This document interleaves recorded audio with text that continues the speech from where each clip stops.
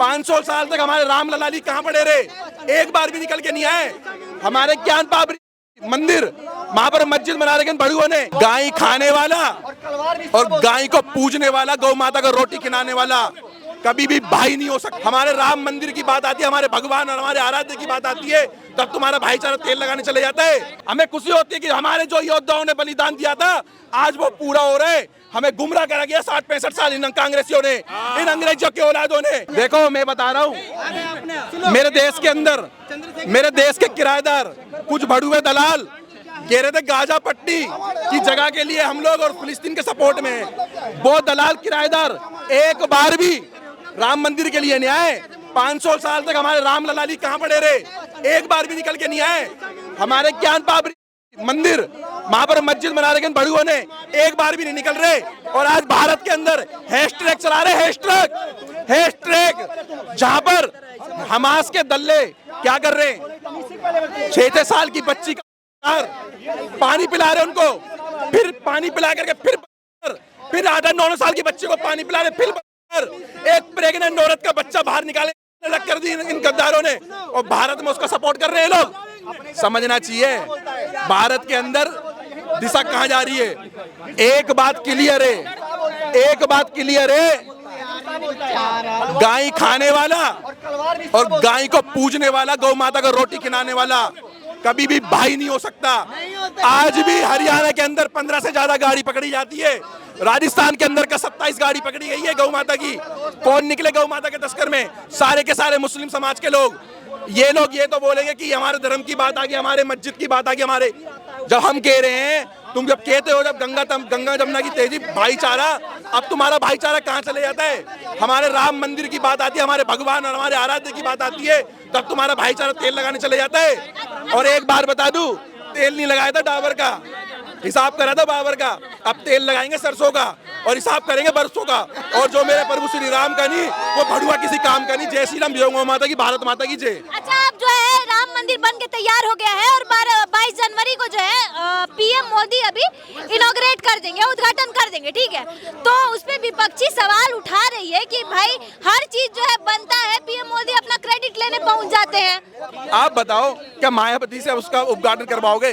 क्या मुलायम सिंह के औलादों से उद्घाटन करवाओगे? जो कार सेवक पे 2 अक्टूबर कार सेवक पर इन्होंने गोलियां चलवाई थी, इन लोगों से उद्घाटन करवाओगे? इन कांग्रेसी करवाओगे जहां पर 25 से 35 वकीलों को खड़ा करते थे कि राम मंदिर का फैसला नहीं आना चाहिए। राम मंदिर का फैसला जमाने पहले आ जाता। एक बात बताओ, राम मंदिर का फैसला कब आ जाता था? अब जज जो होता है, जज भी देखता था 35-40 वकील खड़े, कैसे जवाब दूं? उस जज को ये गुमराह कर देते थे। अब जब नरेंद्र मोदी जी थे ना, तो जज जब फैसला सुना रहा था ना, तो मोदी जी ने एक चक्कर यूं मारा, फैसला तुरंत आ गया, क्योंकि पता लग गया अब कोई है मजबूत आदमी, है। अब ऐसा ढोंग चलेगा नहीं। देखो, भाईचारा मुसलमान और हिंदुओं का बना रहे। जितनी भी भारत के अंदर मस्जिदें हैं, सबके नीचे एक बार घुस करके ना पार निकलने दो। मैं अगर हमारे मिल गए हमें अपने, तो वहां से वो सपाट हो जाएगा। और जो बोलते हो ना तुम लोग कि हॉस्पिटल बनाओ, स्कूल बनाओ, कॉलेज, क्या जरूरत है तुम्हें मदरसे में पढ़वाना है? तुम्हें मदरसे पढ़ाना है। भारत के अंदर वक्फ बोर्ड की बता रहा हूँ मैं, रेलवे और आर्मी के बाद सबसे तीसरी बड़ी सा वक्फ बोर्ड की है, जिसपे मोदी जी और योगी जी कार्य कर रहे हो, काम कर रहे हैं, सारी वापसी ली जाएगी। यहाँ बनाएंगे हॉस्पिटल। विपक्षी बोल रहे हैं कि वक्फ बोर्ड से क्या अलग से दिक्कत है? आप लोग को कोई दिक्कत है? हमारे दिल्ली के केजरीवाल था, जब मुंबई से पैदल नंगे पैर चल करके आया था, कमीज बाहर निकाल करके, केजरीवाल था उस टाइम। अन्ना हजारे जी एक पता नहीं क्या कबाड़ा छोड़ गए, जो कूड़े पे बार बार चल जाता, उस केजरीवाल ने दिल्ली की 27 जगह वक्फ बोर्ड को अभी दिया, अभी 2 साल के अंदर। और RTR लगा लो, नहीं तो अपने नेट ने सही जगह यूज कर लो। और एक भी जगह मंदिर के लिए इस केजरीवाल ने नहीं दिए, एक भी जगह मंदिर के लिए। और मैं बता रहा हूँ, waqf land, once waqf land is always a waqf land. ऐसा थोड़ी होता है अगर वक्फ लैंड किसी जमीन पे आ जाए तो वो सारी जिंदगी वक्फ लैंड है, ऐसा थोड़ी होता है। आप देखो ना, पार्लियामेंट पे भी एक ना जाकर के दाढ़ी वाले और टोपी वाले ने जाकर के लगाई थी याचिका कि आधा पार्लियामेंट वक्फ बोर्ड की जगह पर है। अरे तुम्हारे बाप की जगह तुम्हें दे दी है, तो तुम्हारे किराएदार हो, आप तुम लोग वहां निकलो। भारत के अंदर रह करके राम और कृष्ण को अपमानित करने वाले यही लोग हैं आप झूठे एजेंडे में कब तक फंसे रहोगे? भारत के अंदर आज भी ये लोग एकजुट होकर के काम कर रहे हैं, लेकिन हम लोग पता हमारे में दिक्कत क्या है? जातिवाद। मैं हूँ, मैं कुछ भी जाति का हूँ, मेरी जाति को जो मेरी धर्म जाति का हूँ ना, तो मैं पता क्या बोलते हैं भाई, ये जाट पैदा होगा, गुर्जर पैदा होगा, बाबर पैदा होगा, ब्राह्मण पैदा हो गया। क्या तुमने नौटंकी कर रखी है यार? अरे जातियां अपने समय पे यूज करो भाई, हिंदू बन करके लड़ना पड़ेगा। आज ये लोग वाल्मीकि समाज, दलित समाज को कहीं नहीं छोड़ रहे, युद्ध हो रहा है हमास में, तो दर्द हो रहा है इनके पिछवाड़े पे। तो यही तो है हमारे देश के किराएदार जिनके पिछवाड़े पे दर्द हो रहा है। पाकिस्तान हार गया तो मुंह लटका गए, नहीं तो इनको साड़ोगे बम फूटते बम। हमने देखा है जब पाकिस्तान आज से कुछ साल पहले जीता था, वही अब्दुल फजल और जामी और बटला उसकी दूर से दिख जाए, दूर से पटापट पटापट ऐसे फोड़ रहे थे जैसे इनका बाप जीत गया। रात को खटिया पे आए थे क्या पाकिस्तानी? खटिया पे आए थे क्या तुम्हारी अम्मा के, जो तुम उसके जीतने पे तुम लोग पटाखे फोड़ते हो? अरे सही सही चीज को समझना चालू कर दो। भारत बदला हुआ देश है, बदला हुआ। अब मेरे को बड़ी खुशी होती है, अभी कितने पढ़े लिखे एजुकेटेड लड़के जो कॉलेजेस में पढ़ रहे, वो जय श्री राम का नारा लगा रहे। सेकुलर हमारे देश में सेकुलर इन्होंने इमरजेंसी लगा करके वो खत्म हो चुका है। ये देखो वकील साहब हमारे साथ खड़े हुए हैं, पीएचडी कर लो लॉ में। आज इनको शर्म नहीं है भाई साहब। हमें खुशी होती है, हमें खुशी होती है कि हमारे जो योद्धाओं ने बलिदान दिया था आज वो पूरा हो रहा है। हमें गुमराह करा गया 60-65 साल इन कांग्रेसियों ने, इन अंग्रेजों के औलादों ने, इन कांग्रेसियों ने हमें बेकार कर दिया, नपुंसक बना दिया। समय बोल रही है, विपक्षी बोल रही है कि विपक्ष कौन सा विपक्ष है? आप विपक्ष में इतना बड़ा विपक्ष है, विपक्ष कहाँ है? कौन है विपक्ष में? मोदी जी के कंपैरिजन में बता दीजिए आप कौन है? राहुल गांधी नहीं है। कहाँ है? पढ़े लिखे हार्वर्ड से पढ़ के कहाँ से पढ़े हैं? उनकी डिग्री दिखा दीजिए आप, डिग्री दिखा दीजिए उनकी आप। राहुल गांधी को एडमिशन हिंदू बनने से पहले थोड़ी सी किसी गुरुकुल में जाकर के शिक्षा लेनी थी। उसे जल का ही नहीं पता, जल ऐसे चढ़ता है कि ऐसे चढ़ता है। उसका देखा जल चढ़ाने का स्टाइल, ऐसे जल चढ़ा रहा है जैसे पेग बना रहा हो।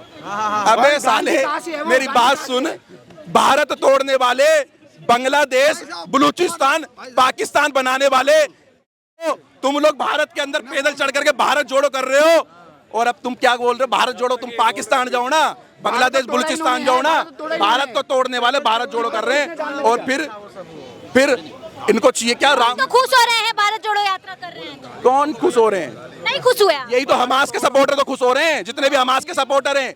अरे किसने बोला है तारों के नीचे से यहाँ निकल के चले जाए? दुबई अरब कंट्री पहुंच जाते विदाउट पासपोर्ट के। इनसे मानी फिलिस्तीन नहीं पहुंचा जा रहा, वहां पर केरला से चुनाव लड़ता। केरला SIS का सबसे बड़ा अड्डा है। वो वायनाड को छोड़ के यहाँ चुनाव लड़े। हम बताइए राहुल गांधी को कैसे चुनाव लड़े जाता है? देखो भारत बदलता हुआ देश है, और ये सारे युवा भाई खड़े हमारे। अगर कोई मुस्लिम भाई भी खड़ा होगा ना, अगर उसे बुरी लगेगी तो भाई मेरे को यहीं कह दियो।